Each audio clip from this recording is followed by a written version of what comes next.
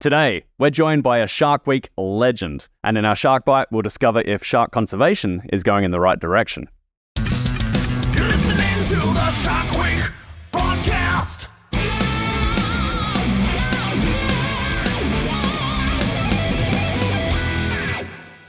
G'day everyone, welcome to another episode of Shark Week, the podcast. I'm your host, Luke Tipple, and today we've got a really special episode because we have a legend of the shark filming industry. Now, before we get too deep into things, make sure you subscribe to this channel, like the video, and ring that little bell so you never miss another one of our weekly podcasts. Filming sharks is a massive industry, and I'm not just talking about Shark Week. It's everywhere. It's in our zeitgeist, it's in our movies. There's more sharks getting filmed today than there have been for decades, but they still seem kind of elusive. And from the days of blue water white death, where adventurous souls got into the water with chainmail and got bit by blue sharks, to today, where people are quite happy swimming outside the cage with great whites, we've become very, very comfortable with them, but we've also had to kind of ramp up what we're showing, the behavior that we're showing, till it becomes almost like shark porn.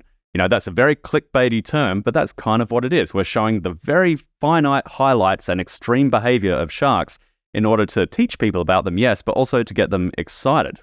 But how sustainable is that?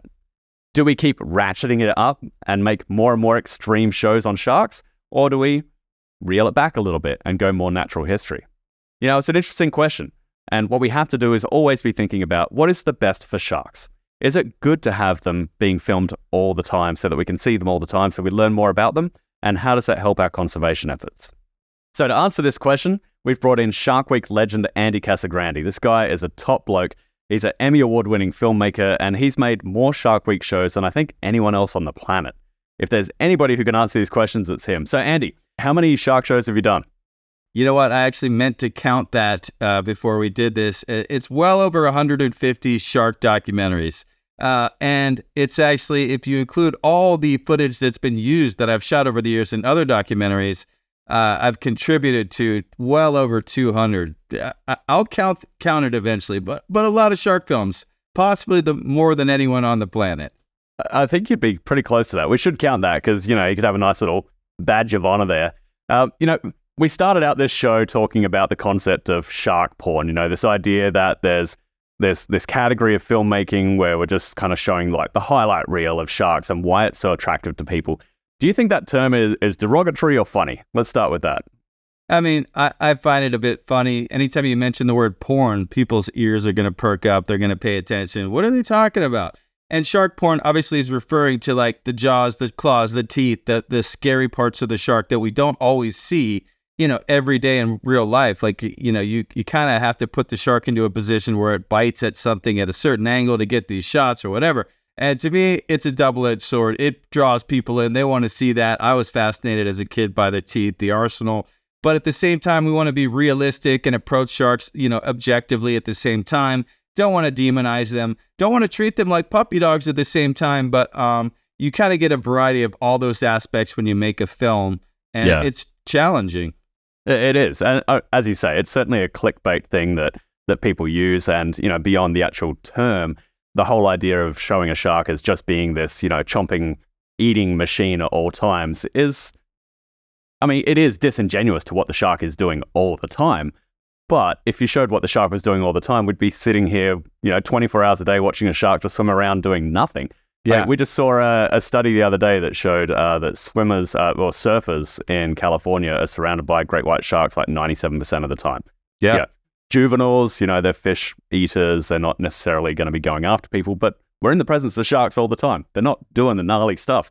But that is incredible. It is, right? What's happening in California out there with that many sharks, that many surfers, and, you know, certainly they're of the size class where they're still focused on smaller prey classes and sizes of prey, but at the same time, they eventually make that transition where they're targeting items that are our size, and not all the sharks out there mingling are juveniles. So it's pretty cool that they're coexisting and kind of like sharing the surf, at least for now, which is good.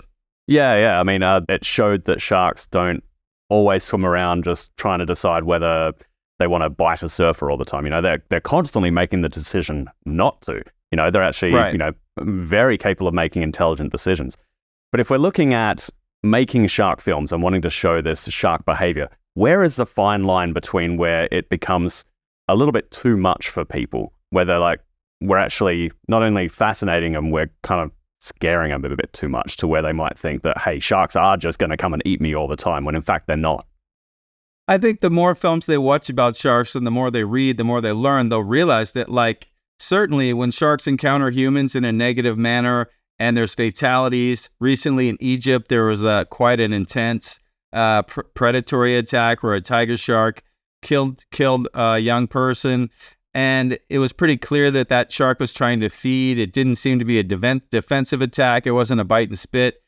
So I think, when people learn about these attacks, these encounters, or they watch films where they understand shark sensory systems and how they operate, and how sometimes they'll switch from their hearing to their ampullae of Lorenzini or their lateral eye, and they understand the biology of how these predators interact and hunt, it can make them safer in the water. Like if you're more vigilant, you maintain eye contact, don't swim around where there's lots of bait and lots of prey items, or you might become prey yourself, basically. Yeah.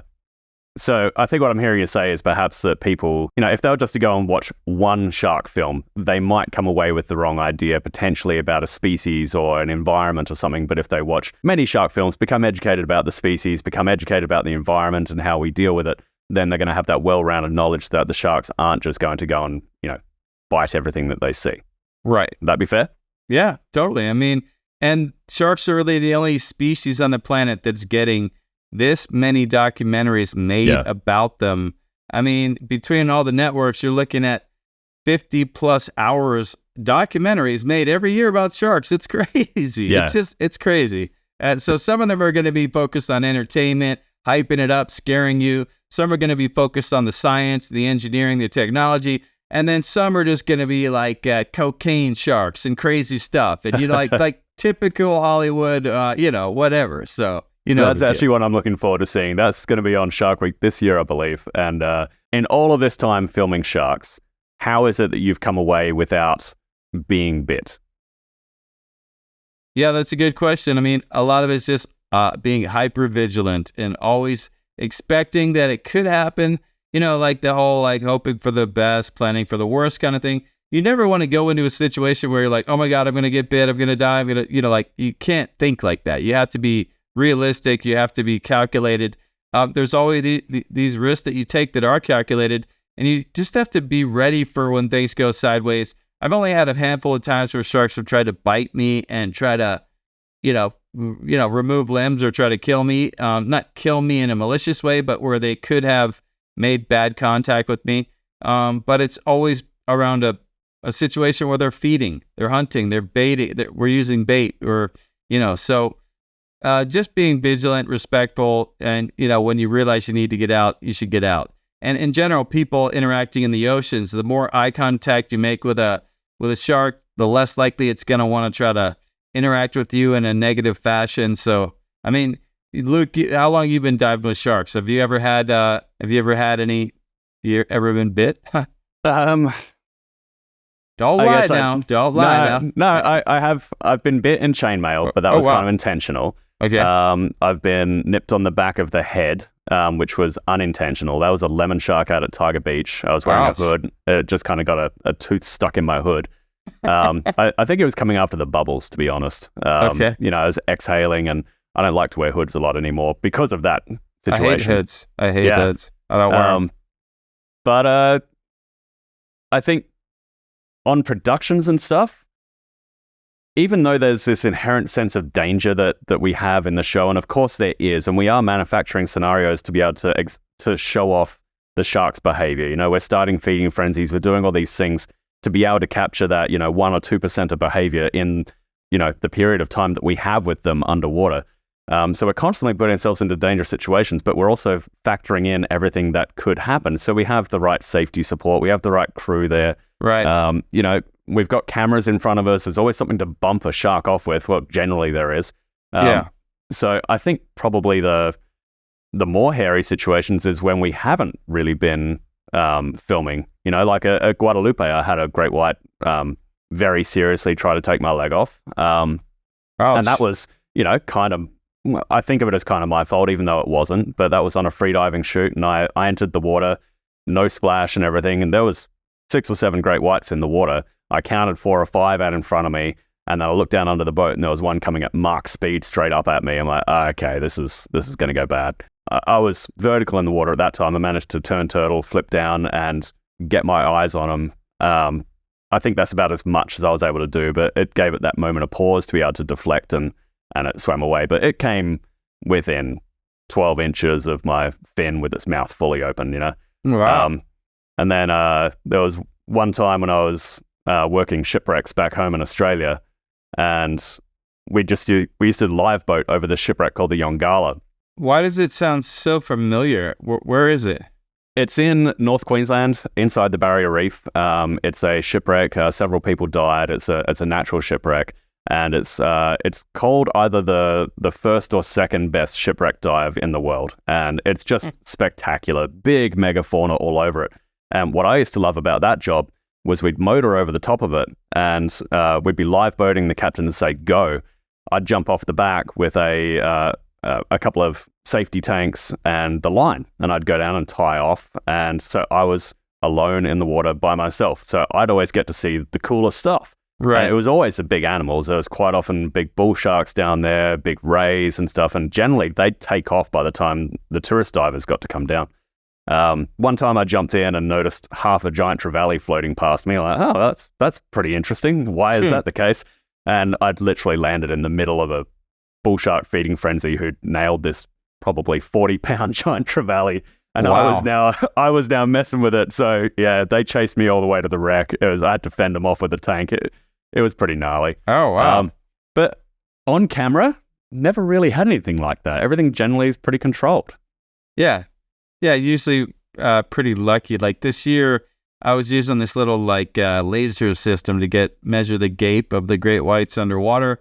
And I'm used to having like a 50-pound camera in front of me. This thing was like a 5-pound piece of PVC. And the shark came up, and then I realized it was going to try to bite it. And all I could do was kind of try to push the shark off with this little Home Depot PVC part, which was pretty funny. It was enough to deter it. But yeah, like you said, man, you don't expect it to happen, but you're always prepared for it. And, so far in the years we've been doing this, I haven't had anyone, I've been on a few shoots where people have been bit. It's usually on the hand or in some extremity. But for the most part, no one's died, and that's good. Yeah. There is that expression that, the cameraman never dies. And I think with with shark filming, what people do see on camera but don't really understand is that you're right. You've got this great big heavy piece of metal that's directly in front of your face. And anytime a shark gets too close, your job is literally to push that thing into its face, which in turn deflects the shark because there's nothing to eat there. Yeah. So you see all these really tight shots of a shark coming up and biting at the camera and stuff. And, they're biting a camera, not the person. So job done. Yeah, exactly. What does the pitch process for you look like? Because I think a lot of people would look at, all the shark stuff that gets made, not just yours, but everybody's, and think, how many more shark stories are there to tell? Right. Every year we think the same thing, what else is there to learn about great whites or hammerheads or the megamouth shark but the pitch process, it's a bizarre process. I don't do it that often, to be honest. I mostly focus on the cinematography. I mostly focus on the field work, not really the development or the pitch process. But I did pitch a film this year for Shark Week with the execs were asking me hey man, so who do you want to work with this year? What do you want to do? And I'm like, oh, I miss working with my buddy Paul DeGelder. Yeah, Paul's great. We'd love to team you up with Paul. Well, what do you want to do? And I was like, I'd love to just blindfold Paul DeGelder and put him in front of some tiger sharks where he can't see anything. And they're like, this is awesome. Sold. We'll do it. And I'm like, wait, I got to tell you the story, the rest of the human sensory system, shark sensory systems, how they're going to interact, the technology. Don't worry. We love it. Just do it. Blindfold Paul, put him in with some tiger sharks, and make sure he comes back alive. So for the people who are now looking forward, just like me, just seeing this show where you're just blindfolding guy and throwing him underwater, explain to us the concept behind it, because it seems like somebody greenlighting something where he's just going underwater with a blindfold on. Where's the story in that? Tell us what you actually wanted to do with it. Exactly. I mean, I knew that they would be interested in sort of the stunt, anytime you endanger somebody's life with sharks, like or come close to it, is always an interest of humans and the network. But with Paul, the whole idea was, Paul has survived a shark attack, a pretty intense one, and so have other friends of mine. And a lot of people that experienced these negative encounters with sharks would report getting an eerie feeling before it happened, or they just felt like something wasn't right. And so we were investigate essentially human sensory systems versus shark sensory systems, how they work with each other, against each other, how they work underwater, obviously. And it was pretty fascinating. We also use different technologies to test different theories. And the whole idea was to try to see, can humans actually, predict or pre-detect a shark attack? So, yeah. What was the conclusion of that? Essentially, not really. Like a lot of people would report these eerie feelings, and then psychologists and people would debunk, say, well, you've placed this eerie feeling over this event because it happened to you. Right. Well, that makes a lot of sense. Somebody who's been through that experience is going to be obviously traumatized by it. They're going to cue into the factors and signals that might be around them and just be a little more hyper aware. So for the shows, so that's one that you pitched. Obviously, you're doing a lot of shows where you're not part of that sort of creative process. You're probably getting a phone call, you're walking onto set or onto the boat or whatever it might be, and being given your marching orders. How many times do you say, nah, that's not going to work? Or how about we go a different direction?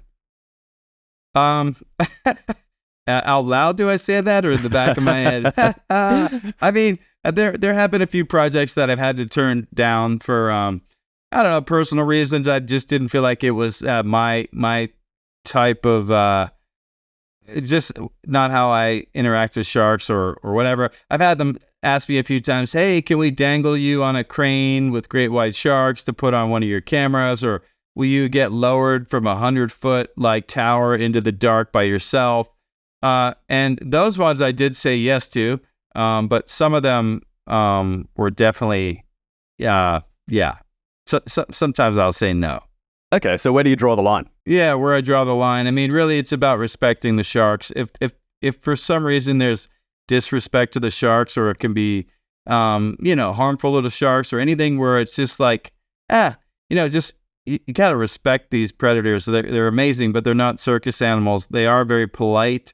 They do a lot of they'll interact with you. You'll see them elicit behaviors that you hope that they will elicit. But at the end of the day, they're wild animals, and you got to just kind of let them be when they need to be let be. Where do you think shark filmmaking is going? And this is kind of not necessarily just Shark Week, but the category as a whole. You spoke about natural history, and I remember back to the days of the blue chip filmmaking, where it was David Attenborough and Jacques Cousteau and these kind of expedition-based things where the animals weren't given personality so much as just having their characters explained. Now we're in the world of, I think, storytelling. We're storytelling on behalf of the animals, which is a natural progression, I think.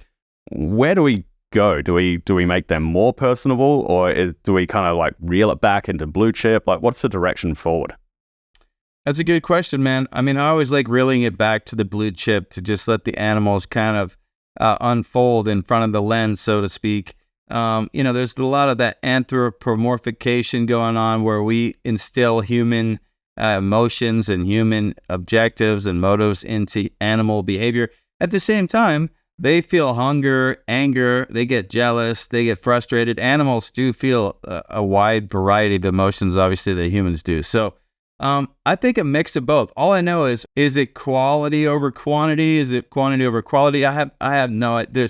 To be honest, when Shark Week comes out, my head is so exploded with sharks from shooting the shows to watching the rough cuts, the fine cuts, the edits, doing some voiceover, checking the graphics. The whole process is it's intense. And then when Shark Week comes out, it's an avalanche of sharks where it's almost like it's incredible. It's Shark Week. I mean, what the hell?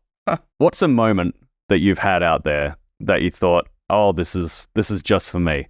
Like, have you ever seen Walter Mitty, the film Walter Mitty? Yeah. And where that photographer's out there and he's tracking down the snow leopards, and he finally sees it after months in the field, and then he doesn't shoot the photo, and Walter's like, "What are you doing?" He's like, "Well, that one was just for me." What's that moment for you? That's a good question, man. Maybe like great white sharks mating. We're out there, it's all happening. I'm like, this is just for me. And then I get out of the water, and they would they'd probably throw me back in and try to feed me to the shark after refusing to film it. Wow, I don't know. These are good questions, man. What about you? What's your Walter Mitty? My Walter Mitty. Hard question, isn't it? For me, it would have been we're doing tech diving on the shipwrecks out in the Marshall Islands, and I was tagging sharks. We're trying to find sharks on the wrecks to prove that they were relating with the local islands. And being down there, penetrating inside the wreck, knowing that I wouldn't find a shark in there, but having that moment of being like, I've dreamed about being in this location my entire life. That was pretty special. Then, of course, I went and tagged the shark, got the job done. But you do have those moments in the field where it becomes just a special moment for yourself. Right. Yeah, no. That's cool, man. So for somebody who wants to get into this, line of work, into underwater filmmaking, particularly with sharks, give them like your top 3 tips for what they should do or be good at before they get into it. The number one question I get is, how do I do what you do? How do I become a filmmaker, a researcher? How do I work with sharks? How can I do it right now? I don't want to go to college. Like a lot of people, there's certain paths that you could take, certainly. But I think for me, it was all about putting myself into places where there were professionals doing the jobs that I wanted to do, whether it was a scientist, boat captain, a professional diver. Certainly, if you want to work in the field of sharks, being a good diver is important. It's not critical. I mean, you could still be a tech on the boat. You could learn a lot about sharks without ever getting into the water with them. I think you got to really be passionate about sharks. It helps sometimes to specialize. If you really love hammerheads, makos, tigers, or whatever it is, there are over 500 plus species. Pick one that you love the most and try to team up with scientists that are studying them and creating conservation initiatives around the world to protect them. I don't know, Luke. This is stuff you're good at, man. What would you tell people? I think I have much the same opinion as you. There is no one path. I studied marine biology. I had all the intent of the world of going on and doing a PhD, but I got a job immediately after my undergrad. I did 3 years of marine biology and got a job tagging whale sharks in Honduras. It's like, dude, why would I do more college when I can go do what I want to be doing? So I went and did that, and then just followed the path, just stayed open to opportunity, and definitely got lucky, but worked really bloody hard to be able to continue shining a light on sharks. And I think that's maybe for me, that was kind of one of the most important things. It was always about the animals. It's always been about working with the animals and about the science behind the animals. And sometimes you have to make those tough decisions to not put yourself first, if you know what that means. Because that's the only way you can stick to your guns and actually make a name for yourself. So I think, if somebody was saying, hey, I'm, up and coming YouTuber, or I want to work for Discovery or something, I'd be like, find your voice and stick to your voice and make sure it's one that you can defend in 10 years' time. Yeah. And be proud of. And that voice and that sort of integrity is something that people will, appreciate and like, hopefully. And that's how you'll stay employed and keep your job. Yeah. I guess that's all I'd say. Other than that, do a lot of time in the water and don't be that guy on the boat who gets his hand stuck in the rope. Yeah. And, just back to like people that want to get involved, there's so many outlets now. Like even if someone right now watching this or listening wants to work on Shark Week, go out and make your first little mini documentary and put it on YouTube. You might get more views than this, So anyway. Some good advice. All right, mate. Well, we look forward to seeing much more of you on Shark Week this year. I think you're on, 4 shows this year? 7. 7 shows. Yeah. Mate, you're an animal. Well, I appreciate your time. I know you're over in Sweden and traveling over there, so thanks for hanging out with us, and we'll chat to you after your next project. All right, buddy. Happy Shark Week, everyone. Thanks, Luke. Peace. Good on you, Andy. Thanks. All right, it's time for our Shark Bite, where Sierra leaves us with an ocean fact to end the show. What have you got for us today, Sierra? Yeah, so I know we've been talking a lot about conservation and why it's so important to protect sharks, so I thought that we could actually have a number as to how many sharks are threatened. Good to know what we're working with. What have you got? So unfortunately, of the 536 assessed species, over a third of them, 35.9% of them, are threatened, and that includes species that are vulnerable, endangered, or critically endangered. That's crazy. So that's over a third that are at some peril. Why is it a 0.9? It's a great question. I actually didn't find a reported whole number as to the number of shark species that are endangered. When you do the math out, it ends up with some decimals, so not sure what's going on with that. Okay. Yeah, it's probably because they're assessing species over different areas of the planet. You know, one species might be threatened in one place and critically endangered in another place, and they're doing some statistic, but it would be nice to have a whole number. But regardless, over 30% of sharks. So where does that leave us? So I don't know exactly what the number is for sharks specifically, but for all sharks, rays, and chimeras, over the last decade, we've increased the number of species threatened from 25% to 37%. And what's driving that? Because it seems like in the last decade, we've been doing a lot of work to prevent that happening. So what's causing it? Yeah, so while there's a ton of conservation efforts going on, a lot of reports are saying that it's an increase in fishing pressure over the years. Yeah, okay, that makes sense. Well, it seems like we've come a long way, but there's still a long way to go. Thanks for that, Sierra. Anytime. That's it for another episode of Shark Week, the podcast. I want to thank you for listening and hope you learned something from this. And I want to thank Andy Casagrande. You're a good bloke. Thanks for joining us, mate. Look forward to having a beer with you soon. Thanks for listening, guys. Chat to you soon. You're listening to the Shark Week